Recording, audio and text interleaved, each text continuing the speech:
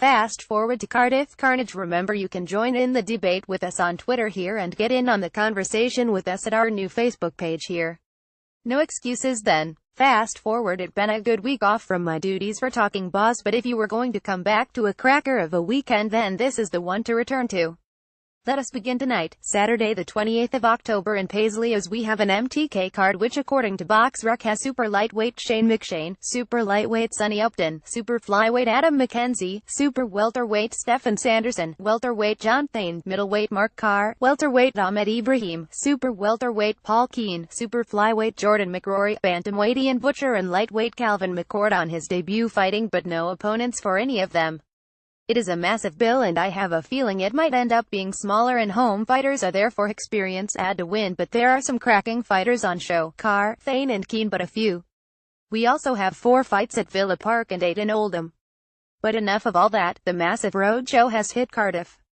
With over 70,000 in attendance, the latest installment of AJ on the Road hits town, and by God it's a cracking night of top-level boxing. In bed from Getty Images, we have cruiserweight sensation Lawrence Okolie fighting Adam Williams, light heavyweight Joshua Buatsi up against Seydan Saul, lightweight Joe Cordino taking on Lester Cantillano as the major support acts for a 5-course feast. Once again, the main issue is not whether Okolie, Buatsi or Cordino are win, of course they should, but the means of demolition is key. In bed from Getty Images, the light heavyweight fight between Frank Buglioni and Craig Spider Richards sees late replacement Richards taking a chance with his unbeaten record against former world titleist and British champion Buglioni. The original contest with Glenn Johnson scuppered by Johnson's withdrawal, a potential last-minute rematch with Hosea Burton rejected as Buglioni believes he needs a full camp to face Burton. Richards has bravely stepped in. Buglioni is expected to show his world-level credentials. In bed from Getty Images, Dave Allen will also have to show his credentials and power as he faces his late replacement, Scott Saward, who comes in on his 4th professional fight. Allen will face Lenroy Thomas in December for the Commonwealth title that was supposed to be tonight. Allen by early stoppage is the current thinking. In bed from Getty Images, there is little doubt about the credentials of Mr. Dillian White, unless of course you are Deontay Wilder, but White will get closer to the WBC champion by dealing with Robert Helenius tonight. Helenius was the guy who, in Finland, stole the European belt from Derek Chisora, and comparisons between that scrap and this are likely to be made, so White needs a very skillful and comprehensive win. In bed from Getty Images, the WBA lightweight women belt can now only be won by Katie Taylor after her opponent, Anahi Esther Sanchez, failed to make the weight. After 6 professional fights, being in the ring for a world title is testimony to the expertise of Taylor and the lack of pros in the women's game, but there is little doubt this is a tough fight and one Taylor will be odds-on to win and win well.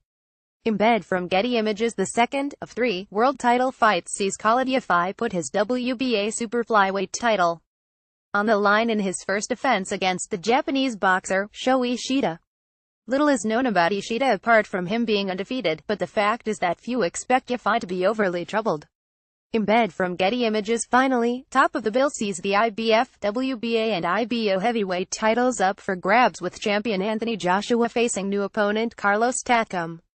Nobody, I can find, thinks Takam has a chance, and there are many predictions about in which round he shall hit the floor. Takam is different to original IBF number 1, Kubrat Pulev, but I have to say I think there is little doubt that Joshua, should he be serious about getting all the belts, should be seeing Takam out of there in less than 6 rounds. Sunday the 29th of October in Derby sees 3 contests in a BIBA-sanctioned event. BIBA has just announced sanctioning rehydration drinks during fights. This has been an issue for so long, nice to see someone doing something about it. Friday the 3rd of November has 7 fights in Corby, whilst in the Crown Plaza Hotel in Glasgow we have super lightweight Thomas Dixon, welterweight Lewis Benson and super welterweight Aidan McGlynn rostered.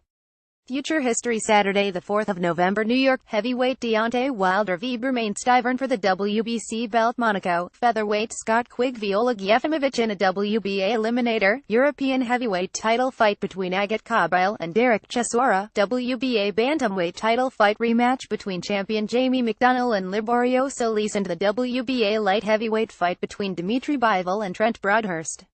Manchester, Central Area title defense by Derry Sharp at middleweight against Matthew Ryan, and super welterweight Denton Vassell is back.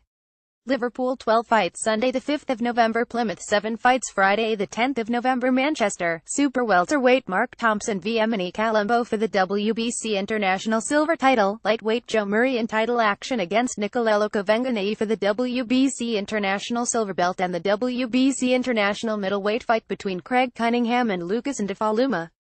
York Hall 10 fights Adam McKenzie, Ahmed Ibrahim, Aiden McGlinanahi, Esther Sanchez, Anthony Joshua, Calvin McCord, Carlos Takam, Craig Spider Richards, Dave Allen, Dillian White, Frank Guglionia and Butcher, Joe Coordino, John Thane, Jordan McRory, Joshua Buatsi, Jurgen Bray, Mark A.T. Taylor, Khalid Yafai, Lawrence Okoye, Lewis Benson, Mark Kerr, Paul Keen, Rob Brandt, Robert Helen, Shane McShane, Shalisha Daisy Upton, Stefan Sanderson, Thomas Dixon.